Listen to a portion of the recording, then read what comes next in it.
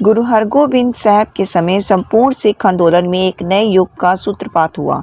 हरगोबिंद 14 जून 1595 को जन्मे। वह अपने माता पिता की एकमात्र संतान थे। अमृतसर के पास वडाली नामक गांव में उनका जन्म हुआ था। उन्हें बचपन से ही अनेक संकटों के मध्य से होकर गुजरना पड़ा था। गुरु अर्जन देव के बड़े भाई प्रीतिचंद गुरु पद प्राप्त करने के लिए बहुत लालायित थे। इसीलिए उन्हें विष देने, जहरीले सांप से कटवाने के प्रयास भी किए गए। 11 वर्ष की आयु में अपने पिता की शहादत के बाद उन्होंने अत्यंत संकट भरे दिनों में गुरुगद्दी का भार संभाला। गुरु हरगोबिंद ने संपूर्ण सिख आंदोलन में सैनिकीकरण की प्रक्रिया आरंभ की।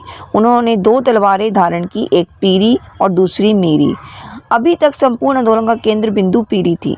लोगों को प्रभु भक्ति की ओर प्रवृत्त करना और उन्हें जीवन मूल्यों की पहचान कराना और उनके प्रति उनमें आस्था उत्पन्न करना, उनमें पाखंड, अंधविश्वास, जातिगत असमानता तथा मानवीय समता के प्रति जागरूकता उत्पन्न करना तथा उन्हें गुरुमुख बनने और संगत के रूप में समाज बोध ग्रहण करने की प्रेरणा देना ऐसी दिशा थी जिसका बोध गुरु के माध्यम से होता था।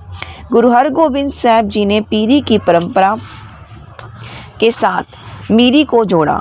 अभी तक संत जनों का निर्माण हो रहा था। तत्कालीन शासकों ने गुरु अर्जन देव के प्रति जो व्यवहार किया था उसे यह संकेत कर दिया था कि सैन्य शक्ति उत्पन्न किए बिना संत जनों की सुरक्षा नहीं हो सकती। संत सिपाही की परिकल्पना को मूर्त करने का कार्य छठे गुरु हरगोबिंद साहब जी ने प्रारंभ हो गया था। गुरु अर्जन देव जी ने अमृतसर में हरमंदिर का निर्माण करवाया। गुरु हरगोबिंद ने उसके ठीक सामने कुछ अंतर पर एक ऊंचा चबूतरा बनवाया और उसे अकाल तख्त का नाम दिया।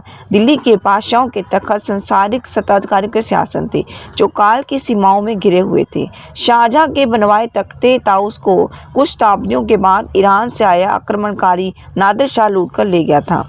गुरु हरगोबिंद सिंह ने ऐसा तख्त निर्मित किया जो काल की सीमाओं से परे या अकाल था। गुरु हरगोबिंद साहब ने दूर तक फैली हुई सिख संगत के पास आदेश भिजवाए कि अब कार भेंट में धन अथवा दूसरे प्रकार की सामग्री भेजने के स्थान पर अस्त्र शस्त्र और अन्य युद्ध सामग्री भेजी जाए।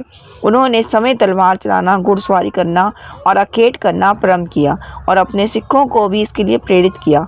अकाल तख्त के चबूतरे पर बैठकर वह सामने प्रांगण में युवकों को मल्ल युद्ध तथा अन्य प्रकार के शारीरिक व्यायाम का प्रशिक्षण दिलवाते थे। उन्होंने अपनी वेशभूषा भी बदल ली। पहले के 5 गुरुओं के वस्त्र संतों जैसे होते थे, वह सैली टोपी धारण करते थे। गुरु हरगोबिंद के दासी वस्त्र धारण किए और सैली टोपी के स्थान पर पगड़ी बांधना प्रारंभ किया। गुरु हरगोबिंद द्वारा लाए गए परिवर्तन और उनकी सैनिक गतिविधियों के अतिरंजित समाचार जहांगीर के पास पहुंच रहे थे। इससे वह बहुत शंकित हुआ। जहांगीर समझता था कि गुरु अर्जन देव की शहादत के पश्चात यह आंदोलन समाप्त हो जाएगा अथवा थोड़ी सी धार्मिक गतिविधियों तक सीमित हो जाएगा, किंतु गुरु हरगोबिंद साहब ने जो रूप देना प्रारंभ किया उससे वह बहुत चौकन्ना हुआ।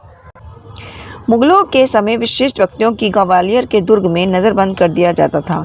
अकबर और जहांगीर ने जिन राजाओं और जागीरदारों को अपने अनुकूल नहीं समझता था उन्हें बंदी बनाकर ग्वालियर के दुर्ग में लाया गया था। तत्कालीन न्याय व्यवस्था में ऐसे लोगों पर कोई मुकदमा नहीं चलाया जाता था। यह भी निश्चित नहीं होता था कि किस व्यक्ति की नज़रबंदी कितनी अवधि तक है। सब कुछ बादशाह की इच्छा पर निर्भर करता था। जहांगीर की आज्ञा से गुरु हरगोबिंद साहब को ग्वालियर के दुर्ग में नज़रबंद कर दिया गया। इस अवधि में पंजाब से अनगिनत सिख गुरु के दर्शन करने के लिए ग्वालियर जाते थे। दुर्ग के अधिकारियों द्वारा उन्हें अपने गुरु से मिलने नहीं दिया जाता था। श्रद्धालु सिख दुर्ग के बाहर की दीवार पर अपना माथा टेक कर वापस आते थे। यह क्रम निरंतर चलता रहता था। लगभग 2 वर्ष तक गुरु हरगोबिंद साहब इस नज़रबंदी में रहे। एक दिन उनकी रिहाई का फरमान आ गया। अपनी नज़रबंदी के दौरान वह उसी दुर्ग में बंदी अनेक राजपूत राजाओं और सामंतों के संपर्क में आए थे जो उन पर अपनी बहुत श्रद्धा रखने लगे थे। गुरु हरगोबिंद साहब दुर्ग से मुक्त होने का आदेश अस्वीकार कर दिया। उन्होंने कहा जब तक अन्य बंदियों को भी मुक्त नहीं किया जाएगा वह अपनी मुक्ति स्वीकार नहीं करेंगे।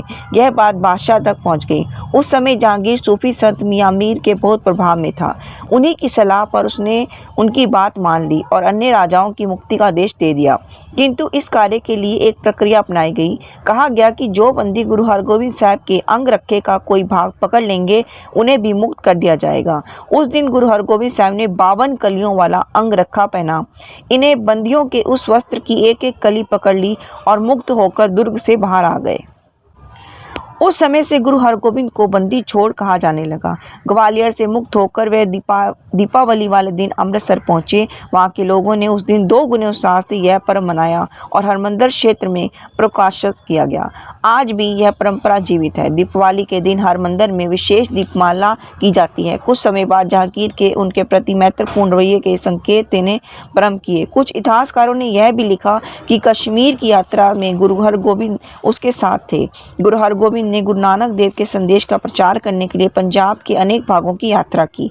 उन्होंने पीलीभीत, गोरखमता तथा टिहरी गढ़वाल क्षेत्र की यात्रा की। इसी क्षेत्र के श्रीनगर में उनकी भेंट छत्रपति शिवाजी के गुरु समर्थ रामदास से हुई।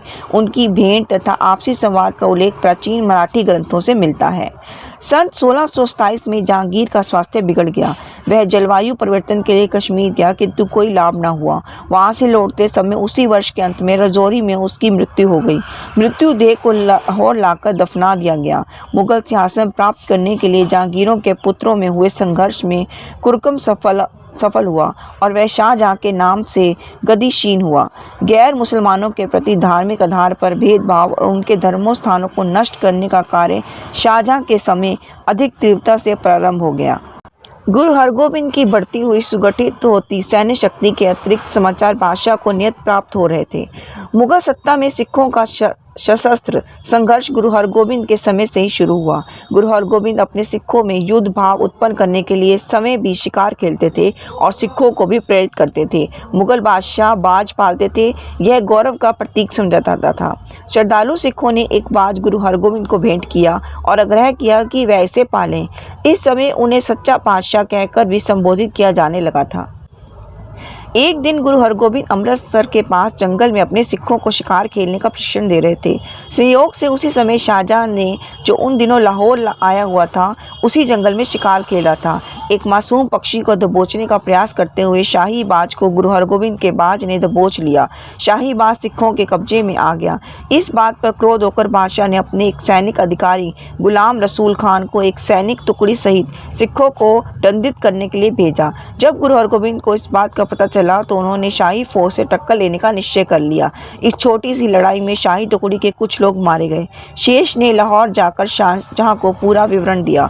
बादशाह ने बहुत क्रोधित होकर अपने फौजदार मुखलिस खान को 7000 सैनिकों सहित गुरु को बंदी बनाने के लिए भेजा। गुरु हरगोबिंद साहब ने लाहौरगढ़ नाम से एक छोटा दुर्ग भी बना लिया। इस बार युद्ध कई दिन तक चलता रहा। मुखलिस खान सहित दोनों पक्षों के अनेक योद्धा इस युद्ध में मारे गए। मुगल सेना पराजित होकर वापस मुड़ गई। शाही सेनाओं के साथ सिखों की 3 और झड़पें हुई। एक जलंधर के पास करतारपुर में, दूसरी नथाना नामक स्थान पर और तीसरी लहरा बठिंडा के पास। इन सभी लड़ाइयों में शाही सेनाओं को सफलता प्राप्त नहीं हुई, किंतु गुरु हरगोबिंद साहब यह बात भली प्रकार जानते थे कि यह झड़पें किसी दिन विकराल युद्ध में बदल जाएंगी। इसलिए उन्होंने कुछ समय के लिए अमृतसर में मैदानी क्षेत्रों से, जो लाहौर से बहुत निकट था, पास के पर्वतीय प्रदेश में जाने का निश्चय किया। उन्होंने शिवालिक की पहाड़ियों में स्थापित एक पर्वतीय राज्य कलहूर के राजा से जमीन खरीद कर वहाँ कीरतपुर नगर बसाया और उसे अपना केंद्र बना लिया। गुरु हरगोबिंद साहब ने अपने जीवन के अंतिम वर्ष में अपनी शक्ति को संगठित करने और धर्म प्रचार को निर्मित अर्पित किए। कीरतपुर में ही 3 मार्च 1644 में 39 वर्ष की आयु में उनका देहांत हो गया। गुरु हरगोबिंद साहब जी के समय संपूर्ण सिख आंदोलन को एक नया स्वरूप प्राप्त हुआ, जिसे 55 वर्ष पश्चात 1699 में 10वें गुरु श्री गुरु गोबिंद सिंह जी ने पढ़ने तक पहुंचाया।